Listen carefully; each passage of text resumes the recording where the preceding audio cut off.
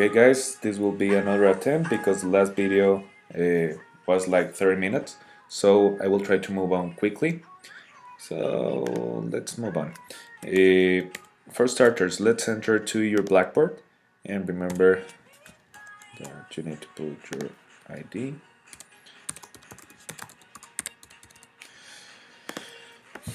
Okay, so the route for today's activity, session number 6, it's at your course. Let's wait for the internet. And then go to learning units, and then go to image and design, unit number 2, and then go to session number 6, color correction.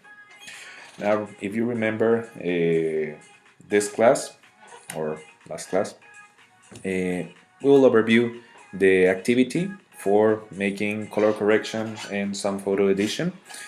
So let's begin with this. Over here we have the parameters, over here we have what we will evaluate. So your guidelines will be this and this, fine?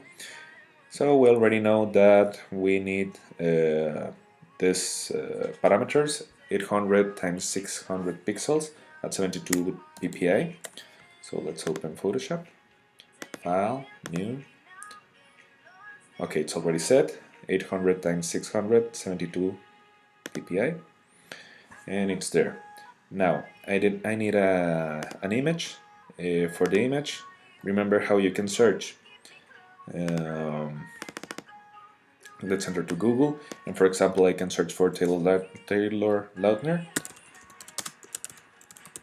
The reason that I use this guy is not because I'm a big fan, it's just because some people have come near to me to tell me that I look as ugly as him, and also he's like the only guy that I know it's easy to search for with black hair. So remember, one very important thing for looking for images, click here at Tools, Size, and Large. By that you will be subtracting a lot of useless images because you will have the biggest type of images. Now, to make my work easier, I will select white, so most probably I will find like a white background with the character, right? In this case, I downloaded this guy with the sweater, but also remember that if you like something very specific, like something with green, blah blah blah, you can do it. The type also you can change it, blah. The issue is that I already have it. It's on my desktop, so let's open for it. Let's open it. Let's wait for my computer to answer. It's over here, Taylor Lautner.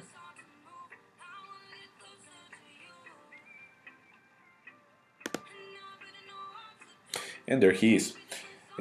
Now, as you can notice, I have two different files because I opened it. So what is happening over here is that I just opened it as a new project. So what I can do is just select it and move it over here, just drag it. And as you can see, it's bigger than my image. So I will click Command less or Command minus. In Windows will be Control. Remember, every time that I say Command, it's Control on Windows. And then I need to click Control T, so I can make some changes like downscaling it. So over here I will have him. What else? I need a background. Okay, so I click enter. This background is unimportant, it's just a default. I can just erase it and I can open another file, file open, and search for my image. Okay, my image will be here, the one that is called Oficina Daniel PNG. That's my office. For the people that doesn't know my office, that's my office. So welcome. That's it. And let's do exactly the same. I will cut it out. I will move it over here, and there it is. I will close this because it will bother me later. It gets on my way. So that's my office. That's Taylor. Remember that because Taylor has a white background, it's already blocking my actual background, the one that I want. So for doing this job really quickly, what I can do is just go over here, search for my magic wand tool, and I will advise you to use the tolerance number 30. You can go from 1 up to 100, and that will help you to define more colors. If you have more tolerance, you will select more colors. If you have less tolerance, you will have less colors. The most natural look will be around 30, so that's why I advise for you to use 30. Now I just need to select, and there it is, gone. I no longer have the white issue. If you don't want like these very thin lines, the other thing that you can do is in the selection, before you cut it, go here to select and go to modify, then go to feather, and then add like, I don't know, maybe 3 pixels, and there it is. Okay, there's still more info over here, but it's unimportant for me.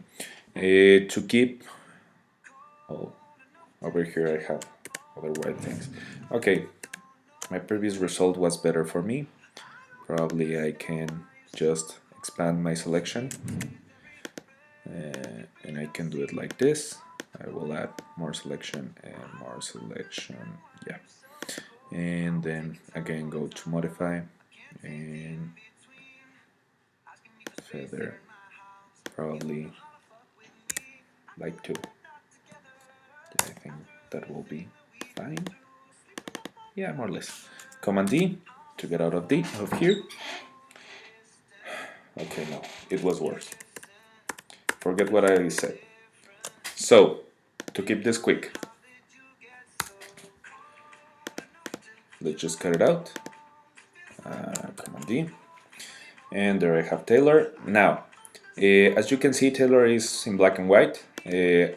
For what I'm going to explain, he's no longer important. And let's move over here. I just took the opacity down. It's situated over here. So, color correction. Color correction, remember that over here you have your tools, over here you will have the menu, over here you will have like an info window. Let me take this out because we will activate it later on this activity. So over here we'll have like this info window, and also this bar will act as information for us. Well, so let's keep moving. Over here in InMesh, remember that you can find adjustments, and adjustments will help you to look for brightness and contrast levels, curves, exposure, vibrance, hue and saturation, blah. I know you can read. So let's open brightness and contrast. It's one of the tools that we need or that we will use, and I will be affecting my background, okay, so you can see the differences.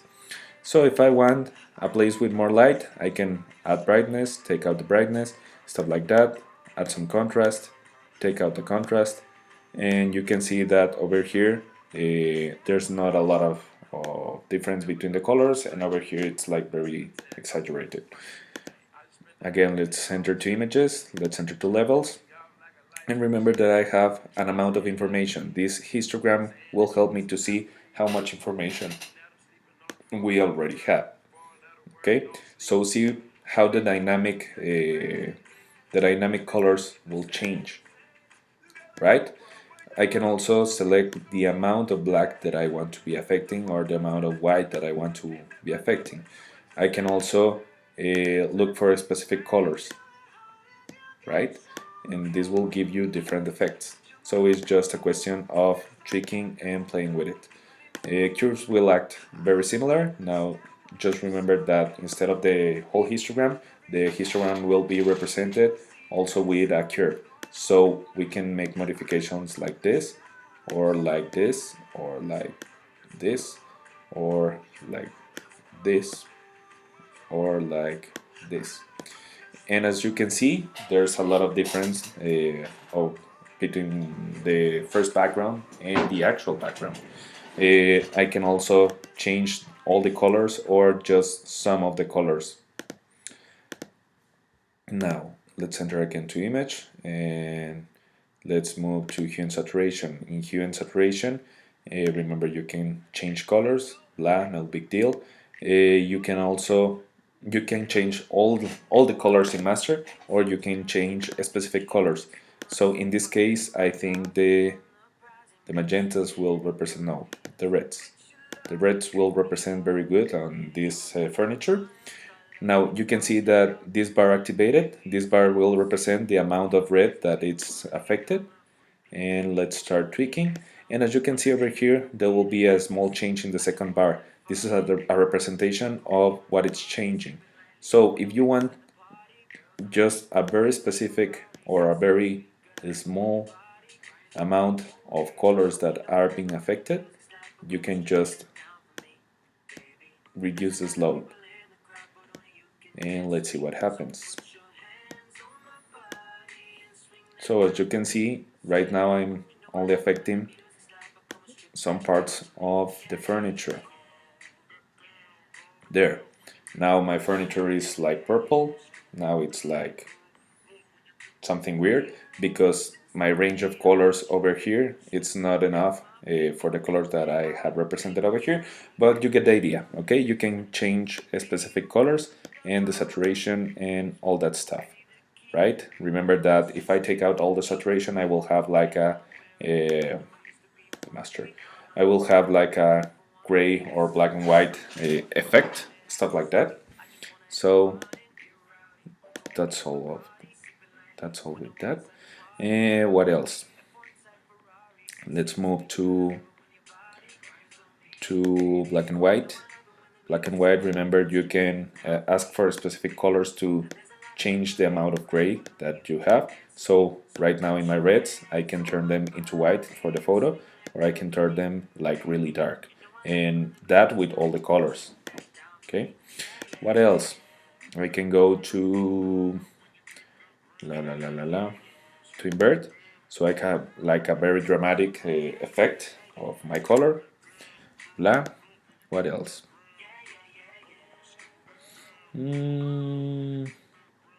Okay, that will be it. Also, match color can sometimes help you. Over here you have a source, and in that source you will have like different options of what image will be affect the other image. In this case, I only have Taylor and my background. Taylor is represented as Untitled 1, and the image that I will be affecting is the layer that was selected. So if I select this, what will happen is that if I click neutralize, it will begin, or it will activate the tool, and as you can see, the colors change in like the original warm color that I already had will change to something more grayish because it's using the reference of my black and white Taylor Lautner. Okay, if I want the effect to be a little less dramatic, I can just add on the fade, and also I can move the luminance and the color intensity. So that's that, and that will help you to for photos that you want to make like a more natural hue of colors when you're trying to do a montage. That will help you. For example, if you have like a green background of a forest that has like this haze that looks like grayish blue, in the photo that you're trying to integrate to that image is a photo of you in a party that you have been heated by a red light or stuff like that, and you look like really warm. What you can do is use that match color to match your color to the background, and that will help a lot when you're doing montages. Now, to keep moving on the activity, I have a black and white Taylor Lautner to make it look a little bit more like me. Let's move to the filters. Oh, I almost forgot. So we already moved all the adjustments over here. Remember that I can also enter here to window and activate the adjustments. It will be exactly the same that I have over here, but it will be represented with some logos. I will put it over here so it doesn't get in the way. And if I activate hue and saturation, over here I have hue and saturation. And remember that it will be activated as a filter or as another layer. Also remember that over here we will have a mask that we can use later for be more specific in which parts of the image we want this adjustment to be to be to be affecting. Okay, so remember, change the color, blah blah blah, stuff like that. Doesn't matter. So first, I will try Tailor to look a little more like me. Let's enter to filter, and over here, remember that we have blur, motion blur, radial blur. We have the sharpen. We have all that stuff. You can play with it and just tweak it. It will not take you a lot of time. In this case, I will use Liquify. Liquify will help me to move some parts of the image so I can distort a little bit the image and look and make it look like he's a little bit fatter than he actually is, so it looks more like me.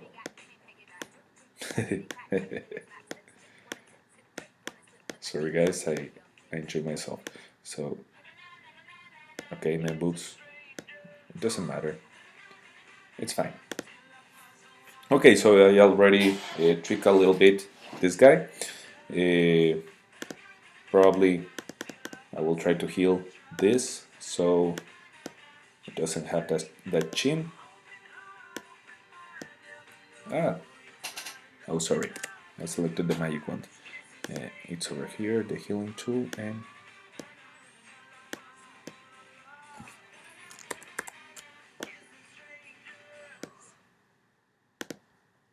so that's it. A little bit more like me. Now, what else? Oh, so I already modified this guy. Now I will use my adjustment layer. Remember, this adjustment layer can affect everything. In this case, I need to colorize. Okay. I wanted to colorize because I want the grayscale to be affected. Because if I do not do that, the grayscale will be view or will be interpreted as a grayscale. So it's a color absence, the grayscale. So the hue will not affect unless you put this, the colorize. So as you can see, it's affecting both images. If I just want to affect the background, what I can do is just drag down the adjustment layer. But in this case, because I have my black and white, I want just for tail learner to be colorized. So what can I do? Probably I can do a quick selection, and the quick selection can be done with the quick selection tool. So right now I'm on the layer of Tailor, and I will move like this, and as you can see, it will identify what it looks similar. Okay, no, this will not help me because it's going for like the tiny bits of information over here. So let's click Command D and use my magic wand. Now let's see what happens. I already have all of this selected. I can go to my mask, and remember, for using my mask, if it's represented in white, I need to color in black so I can erase the filter that I don't want, or the other way around. If it's represented as black, I need to color in white so I can erase the information that I don't want. Okay, so what I need to do is go to my brush. This is a color brush. I need to select black because I want to erase in this white canvas of the mask. I need my brush to be a little bit bigger, and now I can go crazy with it. So there it is. As you can see, Tailor is not being affected by it. So that's great for me. And what else? This color doesn't go for Tailor, so let's make it a little more natural. Okay, this is a little bit more natural. And let's click Command D, and now let's make a very small brush so I can focus on the detail.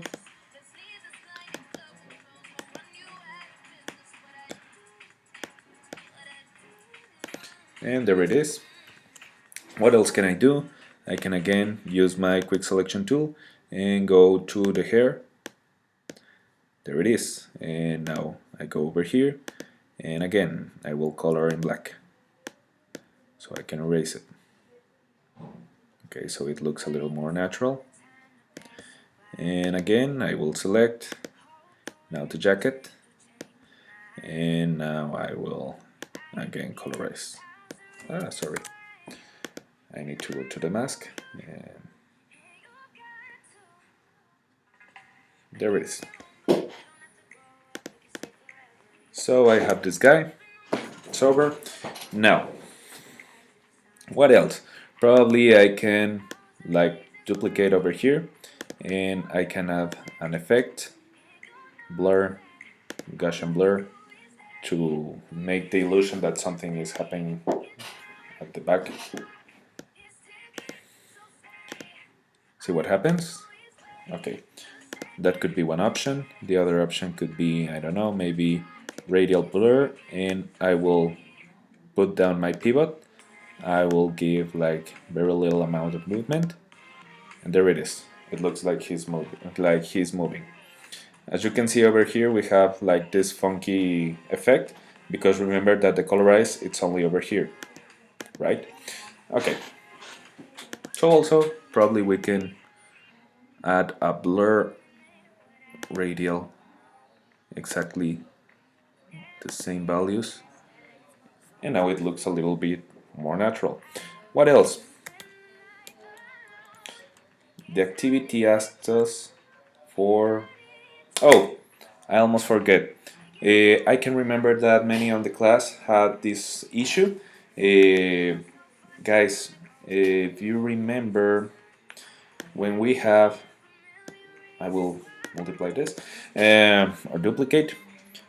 When you are adding a file and it appears like this, layer, smart object. Okay, maybe to some it has happened this. You have like this small logo. This means that this is a smart object. Like now, to make a quick explanation of the smart object, what you need to know is that a smart object will act as an individual file. So you can modify it only if you open another file to modify it. Okay. To exemplify this, let's just double click it. It will appear like this table, and we have here we have the file. So I'm getting a little bit mixed, but what I want to explain is this. Let's say that this image it's linked to this file, and the only way that I can modify it is by modify this file. Let's see what happens if I draw a red dot in the face. Nothing happens, right? But what happens if I just click save? Okay, so it updated the file, and only this file was changed. Why? Because this is a smart object. The smart objects are very useful when you need to edit a lot of info or a lot of montages for panoramics and stuff that you will use for marketing, all that sort of stuff. Okay, so if you don't want to use this, you can just click Control C. I'm no longer interested in that. And to make this smart object a normal object, what you can do is just add another layer, select both, click in Mac, Control click. In Windows, it will be the left click of the mouse, and merge layers. Okay, so what that will make is it will merge the smart object with an actual image that it's original from this file, and it will make an original new file from here. So it's no longer a smart object. I can perfectly modify it without issues, as you can see over here, right? So that was the quick advice. What else? Let's move again to the activity. The other thing that we need for the activity is where's Blackboard? It's here. Okay, so we have the picture of the student, we have the background, we have the size, add a shape, and add text. Okay, so for adding a shape, probably I will select a polygon and I will select, I don't know, smooth indents. I want like 30 sides and I want it to be a star instead of a polygon. Okay, so there's my star. Instead of the color, I want it to be like empty, and I want it to have like a stroke. So that's that. I want the stroke to be a little bit bigger, and let's move it over here. So I already have my image. Let's modify it a little bit. There. So there's my shape, and let's add some text. Something like, okay, I like this place. Yeah. Let's move it over here. Let's change its size. Okay. In this case, I will add a drop shadow. It's not necessary, guys, but you don't have to do it. But I will do it anyway because I think it looks better. What else? Oh, I remember that we need to name the each layer. So I will call this filter what?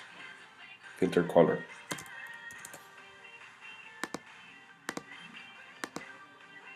And it is fine. This polygon I will call it shape. This color I will call it character. This I will call it effect chart. And this one I will call it oficina back blah Odicina. Okay, let's change it. Oficina background. Okay, the details and the calligraphy and orthography are not my forte, but it's fine. Add text, name my layers. Okay, I already did this. Apply color correction. We already did this. Filter with the blur and the Gaussian blur and all that stuff. We already did that. Image adjustment. We already have a layer with adjustment. Save the file in an editing.psd. Oh, also, I want to show you a cool trick. Let's put over here another layer and let's put a gradient. Let's search for like this funky color. There it is. And if I go over here to the presets, I can set for soft light, and now it looks a lot more funky. So that's something that you can also use. So save the file as a .psd, blah blah blah. That's the name. Okay, so let's recycle this. File, save as this. Remember that in this case the XXX will represent the ID. So this is my ID. And let's save it at my desktop and Photoshop. Remember that Photoshop means PSD. So that will be it. Okay, now it's already saved. What else? I need to save it as a .png. A .png. So file, save as. I already have the name, so I just need to search for PNG and save it. I recommend the smallest and slow. Over here is the progress bar. It's already done. And what else? Place the next files in a folder. I need the image of the background, the image of Taylor, the PSD and the PNG. And that need to be saved and compressed in a zip file. So I can now close this. It's no longer important because if I open this, you can see that I already closed it. If I open the .psd, it's the editable file, guys. Oh, I almost forgot. Effect 2. So I can save it there. Done. So it's no longer important. And for my folder, I needed the PNG, the PSD, the original image, and the PNG of the background. It's not the PNG, it's just the background. I need to make it a zip file. There it is. And now I just need to change the name. I will use exactly the same name.